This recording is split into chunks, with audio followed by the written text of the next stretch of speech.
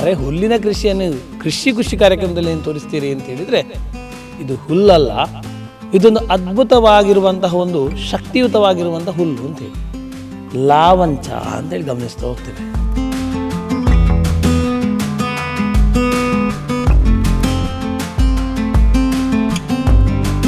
ಕೆಳಗಿರುವಂಥದ್ದು ಮಜ್ಜಿಗೆ ಸೊಪ್ಪಿನ ಗಿಡಗಳು. ಅದು ಟೀ ಮಾಡುವಾಗ ಅದನ್ನು ಬೇಯಿಸಿ ಹಾಕ್ತಿದ್ರೆ ಭಾರಿ ರುಚಿ ಆಗ್ತದೆ. ಅವನಿಗೆ ಬೇರೆ ಉದ್ಯೋಗಗಳಿಲ್ಲ, ಅವನಿಗೆ ಬದುಕಬೇಕು ಅಂದರೆ ಅಡಿಕೆ ಮಾತ್ರ ಅವನನ್ನು ರಕ್ಷಿಸಿತಷ್ಟೇ. ಬೇರೆ ಯಾವ ಹಣ್ಣು ಹಂಪಲು ಗಿಡಗಳು ಅಂಗಡಿಗೆ ನಾವು ತೆಕ್ಕೊಂಡು ಹೋದ ಕೂಡಲೇ ಅದಕ್ಕೆ ಬೆಲೆ ಇಲ್ಲ. ಆದಷ್ಟು ತಕ್ಷಣ ಕೊಟ್ಟರೆ ಅಷ್ಟಾರು ಬಂತು ಅಂತ ಹೇಳ್ಬೋದು.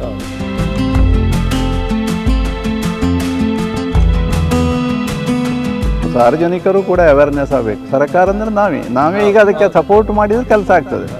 ಈಗ ಎಲ್ಲಿ ಕೂಡ ನಾನು ಅದು ನೆಟ್ಟ ಉದ್ದೇಶ ಅಷ್ಟೇ. ಅಲ್ಲಿ ಸಹ ಅದು ಬುಡದಲ್ಲಿ ಎಲ್ಲ ಹಾಕಿದ ಮಣ್ಣು ಆದ ಕಾರಣ ಅದು ಗಟ್ಟಿ ಇರಲಿಲ್ಲ. ಅದೀಗ ನಾನು ಮಾಡಿಸಿದ ಕೆಲಸದು ಉಳಿಬೇಕು ಅಂತಾರೆ, ಅದಕ್ಕೆ ಸಪೋರ್ಟ್ ಬೇಕು. ಅದಕ್ಕಾಗಿ ಎಲ್ಲ ಲಾವಂಚವನ್ನು ಕೊಟ್ಟೆ ನಾನು.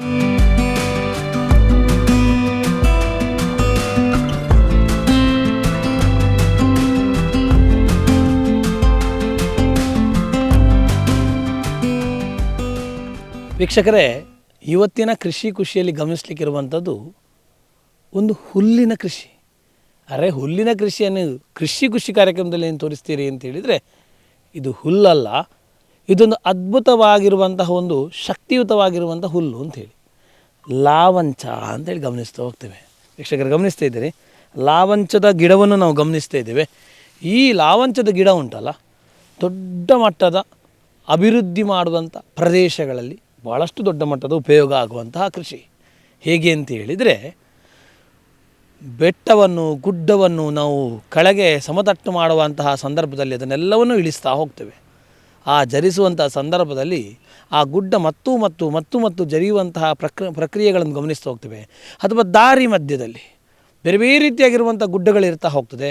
ಆ ಗುಡ್ಡಗಳನ್ನೆಲ್ಲವನ್ನು ಕೂಡ ನಾವು ಕೆಳಗೆ ಹಾಕ್ತಾ ಹೋಗ್ತೇವೆ. ಅಭಿವೃದ್ಧಿ ಆಗಬೇಕು, ಅಭಿವೃದ್ಧಿಯ ಒಂದು ಪ್ರಕ್ರಿಯೆಗಳು ಕಾಣಬೇಕು ದೃಷ್ಟಿಯಿಂದ ಸರಿ. ಆದರೆ ಅಂಥ ಅಭಿವೃದ್ಧಿ ಕಾಣುವಂತಹ ಸನ್ನಿವೇಶದಲ್ಲಿ ಆ ಪ್ರದೇಶಗಳಿಗೆ ಬೇಕಾಗುವಂಥ ತಡೆ ನೀಡುವಂಥ, ಅಂದರೆ ಆ ಮಣ್ಣು ಕುಸಿಯದ ರೀತಿಯಲ್ಲಿ ಕಾಣಬೇಕು ಅಂತ ಹೇಳಿದಾಗ ಇದರ ಪ್ರಾಮುಖ್ಯತೆ ಭಾಳಷ್ಟು ದೊಡ್ಡ ಮಟ್ಟದಲ್ಲಿದೆ ಅಂತ ಹೇಳುವಂಥದ್ದು ಸತ್ಯದ ಮಾತು. ಹಾಗಾಗಿ ಈ ಒಂದು ಕೃಷಿಯನ್ನು ಬೆಳೆದಂತಹ ಒಬ್ಬ ವ್ಯಕ್ತಿಯ ಮೂಲಕವಾಗಿ ಇದನ್ನು ಬೆಳೆದಿರುವಂಥ ಉದ್ದೇಶದೊಟ್ಟಿಗೆ ಇದರ ಉಪಯೋಗಗಳನ್ನು ಕೂಡ ಗಮನಿಸಲಿಕ್ಕಿದ್ದೇವೆ. ಬೆಳೆದಿರುವುದು ಸಣ್ಣ ಮಟ್ಟದಲ್ಲಾದರೂ ಕೂಡ ಇದರ ಉಪಯೋಗ ಅದೆಷ್ಟೋ ಮಂದಿಗೆ ಆಗಬೇಕು ಅಂತ ಹೇಳುವಂಥದ್ದು ನಮ್ಮ ಪ್ರಯತ್ನ. ಹಾಗಾಗಿ ಇವತ್ತಿನ ಕೃಷಿ ಕಾರ್ಯಕ್ರಮದಲ್ಲಿ ಲಾವಂಚ ಬೆಳೆಯುವಂಥದ್ದು ಹಾಗೂ ಲಾವಂಚದ ಉಪಯೋಗ, ಬೆಟ್ಟ ಗುಡ್ಡಗಳು ಕುಸಿತದ ಸಂದರ್ಭದಲ್ಲಿ ಲಾವಂಚದ ಮಹತ್ವದ ಬಗ್ಗೆ ಇವತ್ತಿನ ಕೃಷಿ ಕಾರ್ಯಕ್ರಮದಲ್ಲಿ ಗಮನಿಸೋಣ.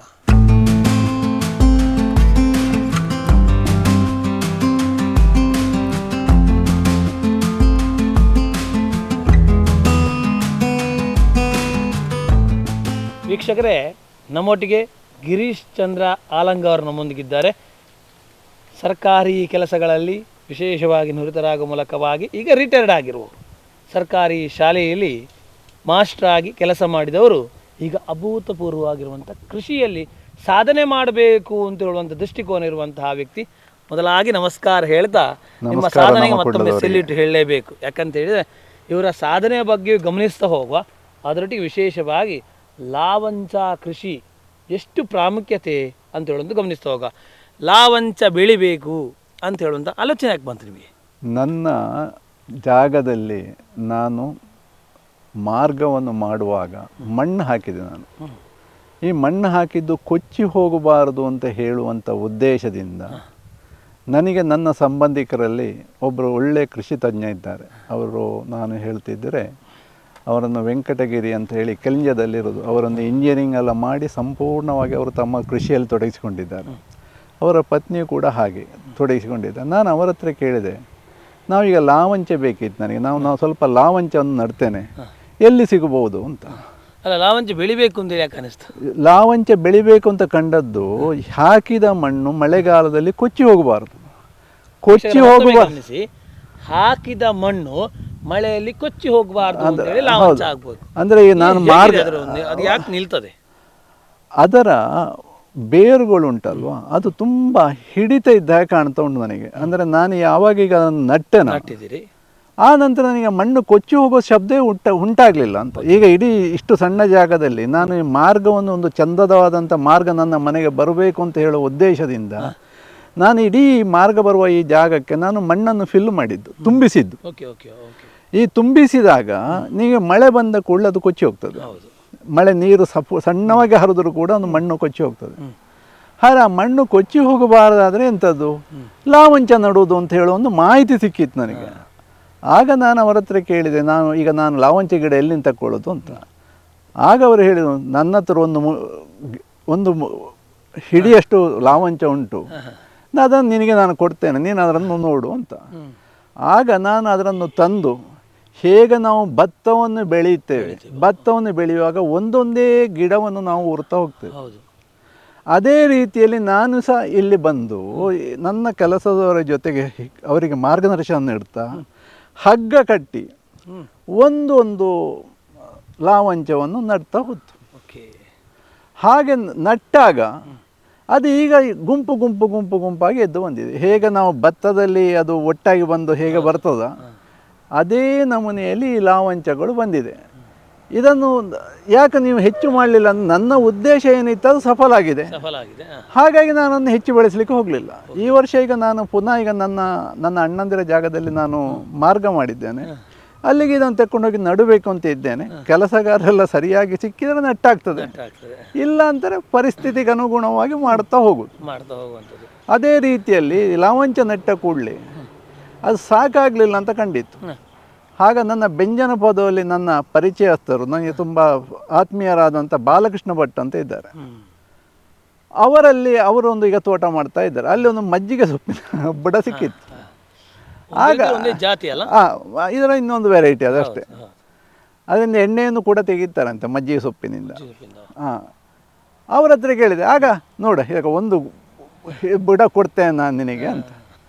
ಹಾಗೆ ಅದನ್ನು ತಂದು ಅದನ್ನು ಕೂಡ ಹಗ್ಗ ಹಿಡಿದು ನಾನು ನಟ್ಟದ್ದು. ಇದೆಲ್ಲವೂ ಅದೇ ಕೆಳಗಿರುವಂಥದ್ದು ಮಜ್ಜಿಗೆ ಸೊಪ್ಪಿನ ಗಿಡಗಳು. ಅದು ಟೀ ಮಾಡುವಾಗ ಅದನ್ನು ಬೇಯಿಸಿ ಹಾಕ್ತಿದ್ರೆ ಭಾರಿ ರುಚಿ ಆಗ್ತದೆ ಟೀ. ಮಜ್ಜಿಗೆ ಸೊಪ್ಪು ಒಂದು ಲೈಮಿನ ರೀತಿಯಲ್ಲಿ ಒಂದು ಬಹಳ ಚೆನ್ನಾಗಿರೋ ಪರಿಮಳ ಕೊಡ್ತಾವೆ. ನೀವು ಮಜ್ಜಿಗೆ ಸೊಪ್ಪನ್ನೊಮ್ಮೆ ಕಟ್ ಮಾಡಿ ಅದರ ಪರಿಮಳ ತಗೊಂಡ್ರೆ ಸಾಕು, ಬಹಳಷ್ಟು ಒಂದು ಒಳ್ಳೆ ರೀತಿಯಾಗಿರುವಂತಹ ಲೈಮಿನ ಪರಿಮಳ, ಸ್ಟ್ರಾಂಗ್ ಆಗಿರುವಂತಹ ಲೈಮ್ ಪರಿಮಳ ಬರ್ತದೆ. ಆ ಕಾರಣಕ್ಕೆ ಅವರು ಚಹಾ ಮಾಡುವ ಟೈಮಲ್ಲಿ ಅದನ್ನೊಂದು ಹಾಕಿದ್ರೆ ಅದರ ಫ್ಲೇವರ್ ಸ್ಪೆಷಲ್ ಆಗಿ ಸಿಗ್ತದೆ ಅಂತ ಹೇಳಿ. ಈಗ ಪ್ರತಿಯೊಂದು ಕ್ಷಣದಲ್ಲಿ ನೋಡ್ಕೋಬಹುದು, ನೀವು ಬೆಳೆದಿರುವಂಥದ್ದು ನೋಡ್ಬೋದು. ಸಂಪೂರ್ಣವಾಗಿ ಒಂದು ಎರಡೆರಡು ರೀತಿಯಾಗಿರುವಂತಹ ಲೇಯರ್ಗಳಲ್ಲಿ ಕೆಳಗಿನ ಮಜ್ಜಿಗೆ ಸೊಪ್ಪುಗಳನ್ನೆಲ್ಲ ಬೆಳೆದಿದ್ದೀರಿ. ಇದು ಬೆಳಿಬೇಕು ಅಂತ ಹೇಳಿ ಪ್ರಾರಂಭ ಹಂತದಲ್ಲಿ ಸಣ್ಣಕ್ಕೆ ಹಾಕಿದ್ರಿ. ಸಣ್ಣಕ್ಕೆ, ಅದರಲ್ಲಿ ಏನೊಂದು ದೊಡ್ಡ ವಿಶೇಷವಾಗಿ ಏನು ಮಾಡಲಿಲ್ಲ ನಾನು. ಅದು ನಟ್ಟು ಅದಕ್ಕೆ ಗೊಬ್ಬರ ಕೊಡಲಿಲ್ಲ, ಏನೂ ಕೊಡಲಿಲ್ಲ. ಅದು ತನ್ನಿಂತಾನಾಗಿ ನೀವು ಬೇಸಿಗೆಯಲ್ಲಿ ಅದಕ್ಕೆ ಸ್ವಲ್ಪ ನೀರು ಕೊಟ್ಟರೆ ಅದು ಚೆನ್ನಾಗಿ ಬರ್ತದೆ. ಈಗ ನೀವು ವಿಡಿಯೋ ಮಾಡಲಿಕ್ಕೆ ಬಂದ ಸಮಯದಲ್ಲಿ ಈಗ ಒಂದು ಮಳೆ ಬಂತು ನೋಡಿ, ಆಗ ಅದು ಅದರ ಜೀವವನ್ನು ತಕ್ಕೊಂಡದು, ಇಲ್ಲ ಹಾಗೆ ಡಲ್ ಆಗಿತ್ತು. ಈಗ ಒಂದು ಮಳೆ ಬಿತ್ತಲ್ವಾ, ಅದು ಎದ್ದ ಕ್ರಮವೇ ಬೇರೆ. ಅಲ್ಲಿವರೆಗೆ ಅದಂಥದ್ದೇನು ಇರಲಿಲ್ಲ, ಅದು ಆ ರೀತಿಯಾಗಿ ಅದು ಇತ್ತು. ಅದು ವೀಕ್ಷಕರೇ ಗಮನಿಸಬಹುದು, ಸಂಪೂರ್ಣವಾಗಿ ಒಂದು ಒಳ್ಳೆ ರೀತಿಯಾಗಿ ಇವರ ಬಾರ್ಡರ್ ಇದು ಸಂಪೂರ್ಣವಾಗಿ ಅವರು ಕಟ್ಟಿರುವಂಥ ಕೆಂಪು ಕಲ್ಲಲ್ಲಿ ಕಟ್ಟಿರುವಂತಹ ಕಾಂಪೌಂಡ್ ಆಗಿರುವಂಥದ್ದು. ಹೂವಿಗೆ ಸಾಲಿಗಾಗಿ ಕಟ್ಟಿದಂಥ ಕಾಂಪೌಂಡ್, ಹೂವಿನ ಸಾಲಿಗಾಗಿ ಕಟ್ಟಿರುವಂಥ ಕಾಂಪೌಂಡ್. ಅದರೊಟ್ಟಿಗೆ ನಾವು ಈಗ ಏನು ಕಾಣ್ತಾ ಇದ್ದೀವೋ ಈ ದಾರಿ ಇವರು ನಿರ್ಮಾಣ ಮಾಡಿರುವುದು, ಕ್ರಿಯೇಟ್ ಮಾಡಿರುವಂಥ. ಯಾಕಂತೇಳಿ ಇದು ತಗ್ಗು ಪ್ರದೇಶ ಆಗಿತ್ತು, ಅದಕ್ಕೆ ಮಣ್ಣು ಹಾಕಿ ಇದನ್ನು ಸಂಪೂರ್ಣವಾಗಿ ಕ್ರಿಯೇಟ್ ಮಾಡಿರುವಂಥ. ಹಾಗಾಗಿ ಮಣ್ಣು ಹಾಕಿರುವ ಕಾರಣವಾಗಿ ಕೆಳಗೆ ಜರಿಬಾರ್ದು, ಕೆಳಗೆ ಕುಸಿತ ಆಗಬಾರ್ದು, ಮಣ್ಣು ಬೀಳಬಾರ್ದು ಕೆಳಗೆ ಅಂತೇಳಿ ದೃಷ್ಟಿಯಿಂದ ಹಾಕಿರೋದು. ಎಷ್ಟು ಸಫಲ ಕಂಡಿದೆ ಅಂತೇಳಿ ಗಮನಿಸ್ಬೋದು. ಯಾಕಂದರೆ ಅವರು ಹೇಳುವಂಥದ್ದು ಒಂದಿಷ್ಟು ಕೆಳಗೆ ಜಾರಿಯದ ರೀತಿಯಲ್ಲಿ ಅಥವಾ ಕುಸಿಯದ ರೀತಿಯಲ್ಲಿ ಈ ಒಂದು ಏನು ನಮ್ಮ ಎರಡೂ ರೀತಿಯಾಗಿರುವಂಥ ಮಜ್ಜಿಗೆ ಸೊಪ್ಪುಗಳಿರ್ಬೋದು ಅಥವಾ ಲಾವಂಚ ಇರ್ಬೋದು, ಎರಡೂ ಕೂಡ ಪ್ರೊಟೆಕ್ಷನ್ ಕೊಟ್ಟಿದೆ. ವೀಕ್ಷಕರ, ಇವತ್ತಿನ ಕೃಷಿ ಖುಷಿ ಕಾರ್ಯಕ್ರಮದ ಮೈನ್ ಇಂಟೆನ್ಷನ್ ಅದೇ. ಇದನ್ನು ದಾರಿಯ ಮಧ್ಯದಲ್ಲಿ ನಾವು NH ಹೈವೇಯನ್ನು ಅಗಲೀಕರಣ ಮಾಡಬೇಕು, ಅದನ್ನು ದೊಡ್ಡ ಮಟ್ಟದಲ್ಲಿ ಕಾಣಬೇಕು, ಚತುಷ್ಪಥ ಮಾಡಬೇಕು, ಸತ್ಯದ ಮಾತು. ಅಂಥ ಸಂದರ್ಭದಲ್ಲಿ ಇದು ಬೆನಿಫಿಟ್ ಆಗ್ತದೆ. ಹೇಗೆ ಬೆನಿಫಿಟ್ ಆಗ್ಬೋದು ಒಮ್ಮೆ ರೈತ ಮಿತ್ರರಿಗೆ ಹೇಳಿದಾದ್ರೆ ಅಥವಾ ಎಲ್ಲ ರೀತಿಯ ವೀಕ್ಷಕರಿಗೆ ತಿಳಿಸಿದಾದ್ರೆ? ಈಗ ನಾನು ಹೇಳುವಂಥದ್ದು ಇದರ ಬೆನಿಫಿಟ್ ಎಲ್ಲಿ ಅಂತ ಹೇಳಿದರೆ, ಎಲ್ಲಿ ಬರೆಗಳು ಬರ್ತದೆ ಆ ಬರೆಗಳಲ್ಲಿಗೆ ಇದನ್ನು ಹಾಕಬೇಕು. ಯಾವಾಗ ನಾವು ಹಾಕುತ್ತೇವೋ ಆ ಕೊಚ್ಚುವುದು ನಿಂತೇ ನಿಲ್ತದೆ. ಈಗ ನೀವು ಒಂದು ಹಾಕಿದ್ರೆ ಒಳ್ಳೆಯದು, ಮೇಲ್ಭಾಗಕ್ಕೆ ಒಟ್ಟಿ ಬರೆ ಸ್ಟಾರ್ಟ್ ಆಗೋ ತುದಿಯಿಂದ ಕೊನೆಯವರೆಗೆ ಹಾಕಿಬಿಟ್ರೆ ಆಮೇಲೆ ಖಂಡಿತವಾಗಿ ಇವರು ಖರ್ಚು ಮಾಡುವಂಥ ಕಾಂಕ್ರೀಟಿನಲ್ಲಿ ಅದನ್ನು ಕೊಡುವಂಥದ್ದು ಇದೆಲ್ಲ ಎಲ್ಲರೂ ಇರ್ಬೋದು, ಟೆಕ್ನಿಕಲ್ ಆಗಿ ಅದರ ಲೋಡ್ ಬೇರಿಂಗು ಇದೆಲ್ಲ ಇರ್ಬೋದು. ಆದರೆ ಸಾಧಾರಣವಾಗಿ ಮಳೆ ನೀರು ಬಂದ ಕೂಡಲೇ ಇಡೀ ಗುಡ್ಡೆ ಜರಿಯುವಂಥದ್ದು ಅಥವಾ ನೀರಿಗೆ ಕಣಿಗಳು ಬೀಳುವಂಥದ್ದು ಇದು ಖಂಡಿತವಾಗಿ ನಿಲ್ತದೆ. ಇದರಲ್ಲಿ ಈಗ ಇರುವಂಥದ್ದು ನಮಗೆ ಒಂದು ಮನಸ್ಸು ಬೇಕು. ನಮ್ಮ ಜಾಗದಲ್ಲಿ ಅದು ಚೆನ್ನಾಗಿ ಮಾಡಬೇಕು. ಅಥವಾ ಈಗ ಇಲಾಖೆಗಳು ಅವರದ್ದು ತೆಕ್ಕೊಂಡ್ರೂ ಕೂಡ ನಮಗೆ ಕೊಟ್ಟರು, ನಾವು ನಟ್ಟೆವು, ನಾವು ಹೋದೆವಲ್ಲ. ನಾವು ಕೊಟ್ಟ ಮೇಲೆ 1 ವರ್ಷ 2 ವರ್ಷ ಅದನ್ನು ಮೇಂಟೈನ್ ಮಾಡಬೇಕು. ಈಗ ನಾನು ಕಾಣ್ತಾ ಇರೋದು, ಈಗ ನಮ್ಮ ಈ ರೋಡಿನಲ್ಲಿಯೂ ಕೂಡ ಅಗಲೀಕರಣ ಆದ ಮೇಲೆ ತುಂಬ ಅರಣ್ಯ ಇಲಾಖೆಯವರು ಗಿಡ ನೆಟ್ಟಿದ್ದಾರೆ. ಅಭಿನಂದನೀಯವಾದಂಥ ಕೆಲಸ ಅವರದ್ದು. ಅವರು ನಾನು ಗಮನಿಸಿದ ಹಾಗೆ 1 ವರ್ಷ ಅದಕ್ಕೆಲ್ಲ ನೀರು ಕೊಟ್ಟಿದ್ದಾರೆ ಗಿಡಗಳಿಗೆ. ಈಗ ಒಂದು 50% ಗಿಡಗಳು ಬದುಕಿದೆ. ಅದು 50%? ಹೌದು. ಈಗ ಅರಣ್ಯ ಇಲಾಖೆಯಲ್ಲಿ ಈಗ ಹೋಗಿ ನಾವು ಕುಳಿತವರ ಜೊತೆಗೆ ಮಾತನಾಡಿದರೆ ಅವರು ಹೇಳೋದೇನು ಅಂದರೆ, ಈಗ ನೀವು ಯಾರೇ ಗಿಡ ನೆಡಿ, ಸೆಪ್ಟೆಂಬರ್ ಮುಗಿಯುವಾಗ ಬೇಕಿದ್ದರೆ ನೀವು ನೀರು ಹಾಕಲಿಕ್ಕೆ ಶುರು ಮಾಡಬೇಕು. ಹಾಗಾದ್ರೆ 100% ನಾವು ಗಿಡವನ್ನು ಉಳಿಸ್ಬೋದು. ಇಲ್ಲ ನೀವು ನೀರು ಕೊಡಲಿಲ್ಲ ಅಂತಾರೆ, ಒಂದು 30% 40% ಗಿಡಗಳು ಉಳಿದೀತು ಅಂತ. ಅದರಿಂದ ಹೆಚ್ಚು ಉಳಿದೀತು ಅಂತ ಅವ್ರೇನು ಹೇಳೋದಿಲ್ಲ. ನಾನೀಗ ಇದಕ್ಕೆ ಈಗ ಟಿಂಬರನ್ನು ನಡಬೇಕು ಅಂತ ನಾನು ನಿಮ್ಮ ಹತ್ರ ಈಗ ಮಾತನಾಡಿದ್ದು. ನನ್ನ ಗುಡ್ಡದಲ್ಲಿ ಎಲ್ಲ ಒಂದು 6 ಎಕರೆಯದು ಗುಡ್ಡ. ನಾನು ತುಂಬ ಅಲ್ಲಿ ಅರಣ್ಯ ಇಲಾಖೆಯ ಅಧಿಕಾರಿಗಳನ್ನು ಕುಳಿತು ಮಾತಾಡಿದೆ. ಅವರ ಆಫೀಸಿಗೆ ಹೋಗಿ ಕುಳಿತು ತಮ್ಮಲ್ಲಿ ಯಾವ್ಯಾವ ಗಿಡಗಳಿದೆ, ನನಗೀಗ ನಾಳ್ದು ನಡಲಿಕ್ಕೆ ಬೇಕು, ಯಾವ ಸಸಿಗಳು ನಿಮ್ಮಲ್ಲಿದೆ, ಟಿಂಬರ್ ವುಡ್ಡುಗಳು ಹಾಕೋದು. ನಾನೇನು ಅದನ್ನು ಇದಾಗೆಲ್ಲ ಒಂದು 30 ವರ್ಷ ನಂತರ ಅದನ್ನು ಕಡಿದು ಮಾರಬೇಕು. ನನಗೆ ನಮ್ಮ ಮೊಮ್ಮಕ್ಕಳ ಕಾಲಕ್ಕಾಗುವಾಗ ಅದು ಬೆಳೆದೀತು ಅಷ್ಟೇ. ನಮಗೆಲ್ಲ ಇನ್ನು ಆಯುಷ್ಯ ಎಷ್ಟೊಂದು ಉಂಟು ಅಂತ ಗೊತ್ತಿಲ್ಲ. ಆದರೆ ಆ ರೀತಿಯಂಥ ಮನಸ್ಥಿತಿಯಲ್ಲಿ ನಾನು ಹೋದೆ. ಆಗ ಎಲ್ಲ ಅರಣ್ಯ ಇಲಾಖೆ ಸಿಬ್ಬಂದಿಗಳು ಹೇಳೋದು ಹಾಗೆ, ಸಾಕಬೇಕು, ಅವನ್ನು ನೀರು ಕೊಡಬೇಕು, ಹಾಗೆ ಉಳಿಯುತ್ತದೆ ಅಂತ ಹೇಳುವ. ನಾವು ಯಾವ ಇಲಾಖೆಯನ್ನು ಬೈಯುವುದರಲ್ಲಿ ಅರ್ಥ ಇಲ್ಲ. ಅವರಿಂದ ಆಗೋ ಕೆಲಸವನ್ನು ಅವರು ಮಾಡ್ತಾರೆ. ಆದರೆ ನಾವು ಸಹ ಸಾರ್ವಜನಿಕರು ಕೂಡ ಅದಕ್ಕೆ ಸ್ಪಂದಿಸಿದರೆ ಮಾತ್ರ ಆಗಬೇಕು. ನೀರೆರೆದು ಅದನ್ನು ನಮ್ಮ ಎದುರಲ್ಲಿ ನಾವು ಸಾಕಿದರೂ ಅದೊಂದು ಉತ್ತಮವಾಗಿ ಮಾರ್ಕೊಡ್ಬೋದು. ಖಂಡಿತವಾಗಿ ಚೆನ್ನಾಗಿ ಕಾಣಬೇಕು. ಅಗಲೀಕರಣ ಮಾಡಿದ ಅಂತ ಆ ಒಂದು ಪ್ರಕೃತಿ ಎಲ್ಲ ಕಳೆದು ಹೋದ್ರು ಅಂತ ಹೇಳಿ ಅಲ್ಲ, ಗಿಡವನ್ನು ನಡಬೇಕು ಒಂದಿಷ್ಟಿನ ಅರಣ್ಯ ಇಲಾಖೆ ಮಾಡ್ತಾರೆ ಅಂತೇಳಿ. ಆದರೂ ಕೂಡ ನಾವು ಅದಕ್ಕೆ ಸಪೋರ್ಟ್ ಮಾಡಿದಾಗ ಮಾತ್ರ ಬೆಳಿಲಿಕ್ಕೆ ಸಾಧ್ಯ. ಅವರು ಹಾಕಿದ್ರೆ ಅವರೇ ಮಾಡಲಿ ಅಂತ ಹೇಳಿದರೆ ಅವರೇನು ಬಂದು ಮಾವಿನಕಾಯಿ ಕೊಯ್ಕೊಂಡು ಹೋಗೋದಿಲ್ಲ. ನಂತರ ಅವಾಗ ನಾವೇ ಒಂದು 4-5 ಕೊಯ್ತೇವೆ.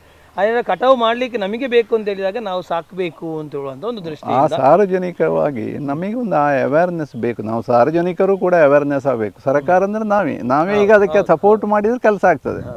ಈಗ ಎಲ್ಲಿ ಕೂಡ ನಾನು ಅದು ನಟ್ಟ ಉದ್ದೇಶ ಅಷ್ಟೇ. ಅಲ್ಲಿ ಸಹ ಅದು ಬುಡದಲ್ಲಿ ಎಲ್ಲ ಹಾಕಿದ ಮಣ್ಣಾದ ಕಾರಣದ ಗಟ್ಟಿ ಇರಲಿಲ್ಲ. ಅದೀಗ ನಾನು ಮಾಡಿಸಿದ ಕೆಲಸದ ಉಳಿಬೇಕು ಅಂತಾರೆ, ಅದಕ್ಕೆ ಸಪೋರ್ಟ್ ಬೇಕು. ಅದಕ್ಕಾಗಿ ಎಲ್ಲ ಲಾವಂಚವನ್ನು ಕೊಟ್ಟೆ. ನಾನು ಅಷ್ಟು ಸಣ್ಣ ಕೆಲಸ ಮಾಡಿರುವಂಥ ನಾನೇನು ದೊಡ್ಡದು ಮಾಡಲಿಲ್ಲ. ಆದರೆ ನನ್ನ ಉದ್ದೇಶ ಏನು ಅಂತ ಹೇಳಿದರೆ, ಆದಷ್ಟು ಮಟ್ಟಿಗೆ ನಮ್ಮ ಜಾಗವನ್ನಾರು ಚೆನ್ನಾಗಿ ಉಳಿಸಿಕೊಳ್ಳುವಂತ ಹೇಳುವಂಥ ಆಸಕ್ತಿ ನನ್ನದಾಗಿತ್ತು ಅಷ್ಟೇ. ಸಣ್ಣ ಮಟ್ಟದಲ್ಲಿ ಮಾಡಿದ್ರು ಇದು ದೊಡ್ಡ ಮಟ್ಟದ ವ್ಯವಸ್ಥೆ ಅಂತೇಳಿ. ಯಾಕಂದರೆ ಈ ಒಂದು ಕಾನ್ಸೆಪ್ಟ್ನಿಂದಾಗಿ ಅದೆಷ್ಟೋ ಜನ ಬೆಳೆಯುವ ಮೂಲಕ ಭಾಗಿ ಅವನ ಗುಡ್ಡ ಕುಸಿಯುವುದನ್ನು ತಪ್ಪಿಸಬಹುದಲ್ವಾ? ಖಂಡಿತವಾಗಿ ಪ್ರತಿಯೊಬ್ಬರು ಈಗ ಕೃಷಿ ಮಾಡ್ತಾ ಇದ್ದಾರೆ. ನಾನು ನೋಡ್ತಾ ಇದ್ದೇನೆ, ಎಕರೆಗಟ್ಟಲೆ ಅಡಿಕೆ ತೋಟ ಮಾಡ್ತಾ ಇದ್ದಾರೆ. ಎಂಥದ್ದೆಲ್ಲ ಆಗ್ತಾ ಇದೆ. ಏನೋ ಒಂದು ಅಡಿಕೆ ಅಂತ ಹೇಳೋದು ಒಂದು ಸೈಡಿಂದ ನಾವು ಹೇಳ್ತಿದ್ರೆ, ಜೀವನಕ್ಕೆ ಆಧಾರವಾಗಿ ಕೃಷಿಕನಲ್ಲಿ ದಕ್ಷಿಣ ಕನ್ನಡ ಜಿಲ್ಲೆಯಲ್ಲಿ ಕೃಷಿಕನಿಗೆ ಆದಾಯ ಬರಬೇಕಂದ್ರೆ ಅಡಿಕೆ ಒಂದೇ ಇರೋದು. ಅವನಿಗೆ ಬೇರೆ ಉದ್ಯೋಗಗಳಿಲ್ಲ, ಅವನಿಗೆ ಬದುಕಬೇಕು ಅಂದರೆ ಅಡಿಕೆ ಮಾತ್ರ ಅವನನ್ನು ರಕ್ಷಿಸಿತಷ್ಟೇ. ಬೇರೆ ಯಾವ ಹಣ್ಣು ಹಂಪಲು ಗಿಡಗಳು ನಿಮಗೆ ಯಾವಾಗಲೂ ಅದು ಪೆರಿಷೇಬಲ್ ನೇಚರ. ಅಂಗಡಿಗೆ ನಾವು ತೆಕ್ಕೊಂಡು ಹೋದ ಕೂಡಲೇ ಅದಕ್ಕೆ ಬೆಲೆ ಇಲ್ಲ. ಅಡಿಕೆ ಯಾಕೆ ಬೆಲೆ ಬಂತು ಅಂತ ಹೇಳಿದರೆ, 1 ವರ್ಷ 2 ವರ್ಷ ಎಲ್ಲ ಇಟ್ಟುಕೊಳ್ಬೋದು. ಆಗ ಕೃಷಿಕ ತನಗೆ ಯಾವಾಗ ರೇಟ್ ಬಂತಾಗ ಅವ ಮಾರ್ಕೆಟಿಗೆ ಬಿಡ್ಬೋದು. ಆದರೆ ಯಾವುದೇ ಹಣ್ಣುಗಳು ನಿಮಗೆ ಯಾವ ಬೆಲೆ ಇಲ್ಲ, 2 ದಿವಸದಲ್ಲಿ ಅದು ಪೆರಿಷೇಬಲ್ ಆಗ್ತದೆ. ನೀವು ಆದಷ್ಟು ತಕ್ಷಣ ಕೊಟ್ಟರೆ ಅಷ್ಟಾರು ಬಂತು ಅಂತ ಹೇಳ್ಬೋದು. ಇಲ್ಲದ ಕ್ವಾಲಿಟಿ ಕುಸಿದು ಹೋಗ್ತದೆ ಖಂಡಿತವಾಗಿ.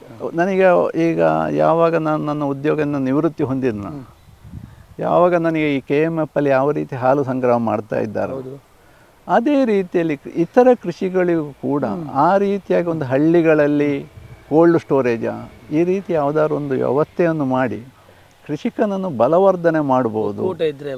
ಅಂದರೆ ಹಾಗಲ್ಲ, ಎಲ್ಲ ಈಗ ಒಂದೊಂದು ವರ್ಷಕ್ಕೆ ಬೇಕಾದ್ರೆ ಅದನ್ನು ಸ್ಟೋರ್ ಮಾಡುವಂಥ ದೊಡ್ಡ ಸ್ಟೋರೇಜ್ ಹೌಸ್ ಎಲ್ಲ ಕೃಷಿಕನಿಗೆ ಬಂದರೆ ಅವ ಅಲ್ಲಿ ಹೋಗಿ ಇಟ್ಟು ಯಾವಾಗ ಬೆಲೆ ಬಂತ ಆಗ ಕೊಡ್ತಿದ್ದರೆ ಖಂಡಿತವಾಗಿ ಮಾರ್ಕೆಟಲ್ಲಿ ಕೃಷಿಕನಿಗೆ ಸ್ವಲ್ಪ ಆದರೆ ಹೆಚ್ಚು ಬೆಲೆ ಬಂದಿತ್ತು ಖಂಡಿತ ಹೌದು. ಈಗ ಇಲ್ಲದಿದ್ದರೆ ಕೆಲವು ಸೀಸನಿಗೆ ಮಾತ್ರ ಬಾಳೆಹಣ್ಣನ್ನು ನಾವು ಕೊಟ್ಟರೆ ಮಾತ್ರ ಅದಕ್ಕೆ ಮಾರ್ಕೆಟಲ್ಲಿ ಬೆಲೆ ಇರುತ್ತೆ. ಆ ದಿವಸ ಎಷ್ಟು ಸಿಗೋದು ಒಬ್ಬ ಕೃಷಿಕನಿಗೆ 25-28 ರೂಪಾಯಿ ಪರ್ ಕೆ ಜಿ ಸಿಗೋದು. ಅವರು ಕೊಡೋದನ್ನು 50ರಿಂದ ಮೇಲೆ. ಇದು ಸಾಧಾರಣ ಇರುವಂಥದ್ದು. ಯಾರು ಯಾರನ್ನು ಹೇಳುವಂಥದ್ದೇನಿಲ್ಲ. ಈ ಮಿಡ್ಲ್ ಮ್ಯಾನ್ ಅಂತ ಹೇಳೋದು ನಮ್ಮ ಸಿಸ್ಟಮಲ್ಲಿ ಇರುವಂಥದ್ದು. ಆದರೆ ವ್ಯಾಪಾರ ಮಾಡಲಿಕ್ಕೆ ಆಗೋದಿಲ್ಲ. ಇದು ಕೃಷಿಯಲ್ಲಿ ಇರುವಂತಹ ತೊಂದರೆಗಳು. ಈಗ ಲಾವಂಚ ಮತ್ತು ಮಜ್ಜಿಗೆ ಸೊಪ್ಪು ಎರಡನ್ನು ಗಮನಿಸೋದಾದರೆ ಬೇರೆ ಏನು ಉಪಯೋಗ ಇದೆ? ಈಗ ಪ್ರಕೃತಿಯನ್ನು ಉಳಿಸಿಕೊಳ್ಳಿಕ್ಕೋಸ್ಕರವಾಗಿ ದೊಡ್ಡ ಮಟ್ಟದ ಉಪಯೋಗದೊಟ್ಟಿಗೆ ದೇಹಕ್ಕೆ ಹೇಗಾದ್ರು ಉಪಯೋಗ ಮಾಡಲಿಕ್ಕೆ? ಈಗ ನನಗೆ ನಾನು ಅದನ್ನು ಹೆಚ್ಚು ಯಾವುದು ಬಳಸಲಿಲ್ಲ. ಆದರೆ ನನಗೆ ಕೇಳಿ ತಿಳಿದ ಪ್ರಕಾರ ಅದರ ಬೇರಿನಿಂದ ಅದನ್ನು ನಾವು ನೀರಿಗೆ ಹಾಕಿ ಕುದಿಸಿದರೆ ಆರೋಗ್ಯಕ್ಕೆ ಒಳ್ಳೆಯದು ಅಂತ ಹೇಳ್ತಾರೆ. ಅದು ಕೆಂಪಗ ಹೌದು.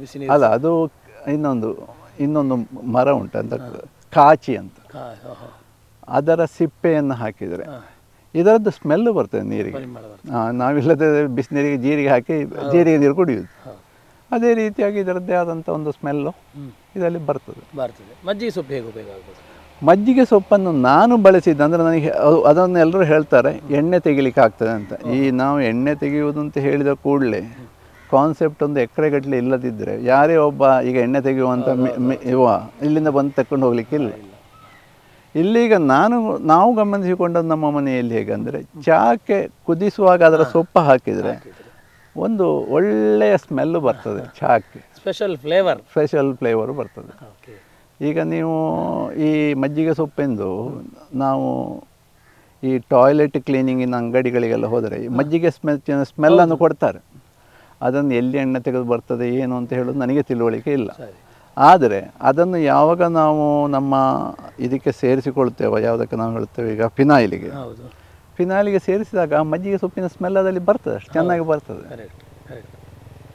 ಹಾಗಾಗಿ ಈಗ ನಾನು ಎಲ್ಲ ಸಣ್ಣ ಮಟ್ಟದಲ್ಲೇ ಮಾಡಿದ್ದು. ಅಂದರೆ ನಾನು ಯಾವುದೊಂದು ದೊಡ್ಡ ಮಟ್ಟಕ್ಕೆ ಹೋಗಲಿಲ್ಲ, ಸಣ್ಣ ಒಂದು 2.5 ಎಕರೆ ಜಾಗ ನಂದು. ಹಾಗಾಗಿ ಎಲ್ಲವೂ ನನ್ನ ಒಂದು ಮನಸ್ತೃಪ್ತಿಗಾಗಿ ನಾನು ಮಾಡ್ತಾ ಇದ್ದೇನೆ. ನಿವೃತ್ತಿಯ ಶಿಕ್ಷಕರಾಗುವ ಮೂಲಕ ನಿವೃತ್ತಿ ಉಪನ್ಯಾಸಕ ಇಲ್ಲಿ ಒಂದೇನಾದ್ರು ಪ್ರವೃತ್ತಿ ಮಾಡಬೇಕು ಇಷ್ಟಿದ್ದಾಗ ಸಂಪೂರ್ಣವಾಗಿ ಕಾಡು ಪ್ರದೇಶವಾಗಿತ್ತು ಅಥವಾ ಬೇರೆ ಬೇರೆ ರೀತಿಯಾಗಿ ಮರಗಳೇ ತುಂಬಿಕೊಂಡಿತ್ತು. ಸುಸಜ್ಜಿತ ಮಾಡಬೇಕು ಅಂತೇಳಿ ಆಲೋಚನೆ ಮಾಡುವಾಗ ಇವರಿಗೆ ಒಮ್ಮಿರುವಂಥದ್ದು ಈ ರೀತಿಯ ಕೃಷಿ ಮಾಡಬೇಕು. ಆಗಿನ ಪರಿಸ್ಥಿತಿ ಹೇಗಿತ್ತು, ಹೇಗೆ ಬದಲಾವಣೆ ಮಾಡಿದ್ರಿ? ಬರುವಾಗ ಏನಿರಲಿಲ್ಲ, ಇದೊಂದು ಬೋಳು ಗುಡ್ಡ ಆಗಿತ್ತು. ಫುಲ್ಲು ಒಂದು ಬೂರಿನಿಂದ ಅಂದರೆ ಬಳ್ಳಿಗಳಿಂದ ತುಂಬಿತ್ತು. ನಾವು ಹೇಳ್ತೇವೆ ಚೆನ್ನೆಬೂರು ಅಂತ. ಅದು ಹೇಗಂದರೆ ಒಂದೇ ಒಂದು ಮರಗಳನ್ನು ಗಿಡಗಳನ್ನು ಯಾವುದನ್ನು ಬರಲಿಕ್ಕೆ ಬಿಡೋದಿಲ್ಲ, ಎಲ್ಲವೂ ಅದರ ಮೇಲೆ ಹೋಗಿ ಸುಂದಿ ಬಿಡ್ತದೆ. ಇಡೀ ಇದನ್ನು ನಾನು ಫಸ್ಟ್ ಸ್ಟೇಜ್ ಏನಂದರೆ ಬುಲ್ಡೋಜರಲ್ಲಿ ಕ್ಲೀನ್ ಮಾಡಿಸಿತ್ತು. ಆಮೇಲೆ ಇಡೀ ಜಾಗವನ್ನು ನಾನು ರಬ್ಬರ್ ಟ್ಯಾರೆಸಿನಂಗೆ ಸ್ಟೆಪ್ ಬೈ ಸ್ಟೆಪ್ ಅಂದರೆ ಮಳೆಗಾಲದಲ್ಲಿ ನನ್ನ ಜಾಗದಿಂದ ನೀರು ಹರಿದು ಹೋಗೋದಿಲ್ಲ. ನನ್ನ ಜಾಗದಲ್ಲಿರೋ ನೀರು ಅಲ್ಲೇ ಇಂಗುತ್ತದೆ. ಇಂಗಿದ ಮೇಲೆ ಕೊನೆಗಿರುವಂಥ ಕೆಳಗಿನ ಕಣಿಯಲ್ಲಿ ನೀರು ಹರಿದು ಹೋಗ್ತದೆ. ಹಾಗೆ ಇಲ್ಲಿ ಒಂದು ಕಣಿ ಉಂಟಲ್ವ ಅಂತ ಕೇಳಿದರೆ ಇದು ಹೊರಗಿಂದ ಬರುವ ನೀರು, ಮಾರ್ಗಗಳಿಂದ ಬರುವ ನೀರು, ಅದು ಇಲ್ಲಿ ಹರಿದು ಹೋಗ್ತದೆ. ಹೊರತು ಮಳೆ ಬಂತು ಅಂತೇಳಿ ನನ್ನ ಜಮೀನಿಂದ ಹೊರಗೆ ಹೋಗುವಾಗ ಅದೊಂದು 1 ಗಂಟೆ ಆಗ್ತದೆ ನೀರು ಹರಿಬೇಕಿದ್ರೆ. ಅಂದರೆ ತುಂಬಿ ಓವರ್ಫ್ಲೋ ಆಗಿ ಅದು ಹೋಗುದು ತಟ್ಟಾಗಿ. ಹಾಗಾಗಿ ಅದು ಹೋಗ್ತದೆ ಅಷ್ಟೇ ಹೊರತು ಏಕಾಏಕಿ ಬರೋದು ಬಸ್ ಅಂತ ನೀರು ಹರಿದು ಹೋಗ್ತಾ ಇಲ್ಲ. ಈಗ ಅದರಲ್ಲಿ ಸಹ ನಾನು ಅದೇ ರೀತಿಯಾದಂಥ ಒಂದು ಕಾನ್ಸೆಪ್ಟನ್ನು ಅಳವಡಿಸಿದ್ದೇನೆ. ಅಲ್ಲಿ ಟಿಂಬರ್ಗಳನ್ನು ನಡ್ತೇನೆ ನಾನು ಈ ಸಲದ ಇದರಲ್ಲಿ. ಚೆನ್ನಾಗಿ ಆದೀತು ಅಂತ ಹೇಳುವಂಥ ಒಂದು ನಿರೀಕ್ಷೆ ಇದೆ. ಒಟ್ಟು ಈ ಕೃಷಿಯ ವಿಷಯದಲ್ಲಿ ಹೇಳ್ತೇನೆ, ಪ್ರಕೃತಿ ನಮಗೆ ಕೊಟ್ಟರೆ ಉಂಟು, ಪ್ರಕೃತಿ ನಮಗೆ ಮುನಿದರೆ ಕೃಷಿಕನಿಗೆ ಏನು ಸಿಗಲಿಕ್ಕಿಲ್ಲ. ನಾನು ಮಾಡಿದೆ ಅಂತ ಹೇಳಲಿಕ್ಕಿಲ್ಲ, ಪ್ರಕೃತಿ ಕೊಟ್ಟರೆ ನಮಗೆ ಉಂಟು ಅಷ್ಟೇ. ಸತ್ಯದ ಮಾತಲ್ವಾ? ಪ್ರಕೃತಿ ನಮಗೆ ಸಪೋರ್ಟ್ ಮಾಡಿದರೆ ಮಾತ್ರ ನಾವು ದೊಡ್ಡ ಜನರಾಗಿ ಬೆಳೆಯಲಿಕ್ಕೆ ಸಾಧ್ಯ. ನಾವೇ ದೊಡ್ಡ ಜನರಾಗಿ ಬೆಳೆದಿದೆ ಅಂತ ಹೇಳಿದರೆ ಒಂದು ದಿವಸ ಪ್ರಕೃತಿ ಇಳಿಸಿದರೆ ನಮ್ದು ಏನೂ ಇಲ್ಲ ಅಂತ ಹೇಳುವಂಥ. ಹಾಗಾಗಿ ಪ್ರಕೃತಿಗೆ ನಾವು ಶರಣಾಗಬೇಕು ಅಂತ ನಾವು ಇಂಡೈರೆಕ್ಟ್ ಆಗಿ ನಾವು ಗಮನಿಸಬೇಕಾಗುತ್ತೆ. ಪ್ರಕೃತಿಗೆ ನಾವು ಶರಣಾದರೆ ನಮಗೆಲ್ಲವೂ ಕೂಡ ಫಲವತ್ತವಾಗಿ ನೀಡ್ತಾ ಹೋಗ್ತದೆ ಅಂತ ಹೇಳುವಂತಹ ಒಂದು ಶಿಕ್ಷಣದ ಮಾತು. ಯಾಕಂದರೆ ಎಲ್ಲವೂ ಕೂಡ ಹೇಗೋ ಒಂದು ನಾವು ಹೇಳ್ತಾ ಹೋಗ್ತೇವೆ, ನಾವೇ ಬೆಳೆದದ್ದು, ನಾವು ಅಷ್ಟು ಚೆನ್ನಾಗಿ ಗೊಬ್ಬರ ಹಾಕಿದ ಕಾರಣ ತುಂಬ ಬಂತು ಅಂತ ಹೇಳುವಂಥದ್ದು ಅದು ಆಡಂಬರದ ಮಾತು, ಶಿಕ್ಷಣದ ಮಾತು. ಯಾಕಂದರೆ ತಿಳುವಳಿಕೆಯ ಮಾತು ಅಂತ ಹೇಳಿದರೆ ಈ ಮಾತು. ಯಾಕಂದರೆ ಶಿಕ್ಷಕರಾಗಿರುವ ಕಾರಣವಾಗಿ ಇಂತಹ ಒಂದು ಶಬ್ದಗಳನ್ನು ಅರಿತುಕೊಳ್ಳುವಂಥದ್ದು. ಯಾಕಂದರೆ ಪ್ರತಿಯೊಂದನ್ನು ಕೂಡ ಅಂಡರ್ಸ್ಟ್ಯಾಂಡ್ ಮಾಡಿಕೊಂಡು ನಾವು ಓದಬೇಕು ಅಂತ ಹೇಳ್ತೇವಲ್ಲ, ಹಾಗಾಗಿ ನಮ್ಮೆಲ್ಲರಿಗೂ ಕೂಡ ಅರ್ಥವತ್ತಾಗಿ ತಿಳಿಸುವ ಮೂಲಕವಾಗಿ ಪ್ರಜ್ಞೆ ಬೆಳೆಸಿದ್ದಾರೆ. ಅದನ್ನು ಉಪಯೋಗಿಸಿ ಅದನ್ನು ಬಳಸುವುದು ನಮ್ಮ ಕರ್ತವ್ಯ. ಹಾಗಾಗಿ ಯಾವುದೇ ರೀತಿಯಾಗಿರುವಂಥ ಗುಡ್ಡಗಳಿರಲಿ ಅಥವಾ ಯಾವುದೇ ರೀತಿಯಾಗಿರುವಂತಹ ಕುಸಿತವಾಗುವಂತಹ ಪ್ರದೇಶಗಳಿರಲಿ, ಅವೆಲ್ಲವೂ ಕಡೆಯಲ್ಲಿ ಕೂಡ ನಾವು ಏನು ಮಾಡಬೇಕು ಅಂತ ತಿಳಿಸ್ತಾ ಹೋದ್ರು. ಅಷ್ಟು ಮಾತ್ರ ಅಲ್ಲ, ಇಂತಹ ಭೂಮಿಗಳಿದ್ದಾಗ ಭೂಮಿಗಳನ್ನು ನೀರಿನ ಸಂರಕ್ಷಣೆಯು ಕೂಡ ಯಾವ ರೀತಿಯಾಗಿ ಮಾಡಬೇಕು, ಭೂಮಿಯ ಒಂದು ಸಮತಟ್ಟು ಮಾಡಬೇಕು ಅಂತ ಹೇಳಿದರೆ ಸಮತಟ್ಟಿನ ಪ್ರಕ್ರಿಯೆ ಹೇಗಿರಬೇಕು, ಎಲ್ಲವನ್ನು ಕೂಡ ಕೂಲಂಕುಷವಾಗಿ ತಿಳಿಸುವ ಮೂಲಕವಾಗಿ ಜಾಗೃತಿ ಹುಟ್ಟಿಸಿದ್ದಾರೆ. ಹಾಗಾದರೆ ಜಾಗೃತಿ ಆಗುವುದು ನಮ್ಮ ಕೆಲಸ, ನಾವೆಲ್ಲರೂ ಆಗುವ ಅಂತ ಹೇಳ್ತಾ ಸುಂದರವಾಗಿರುವಂಥ ಸ್ಪಷ್ಟವಾಗಿರುವಂಥ ಮಾಹಿತಿ ನೀಡಿದ್ದಕ್ಕಾಗಿ ವಂದನೆಗಳು. ನಾನು ಕೂಡ ನಮ್ಮ ಕುಡ್ಲದವರಿಗೆ ಹಾರ್ದಿಕವಾದಂಥ ಅಭಿನಂದನೆಗಳನ್ನು ಕೃತಜ್ಞತೆಯನ್ನು ಸಲ್ಲಿಸ್ತಾ ಇದ್ದೇನೆ. ವಂದನೆ.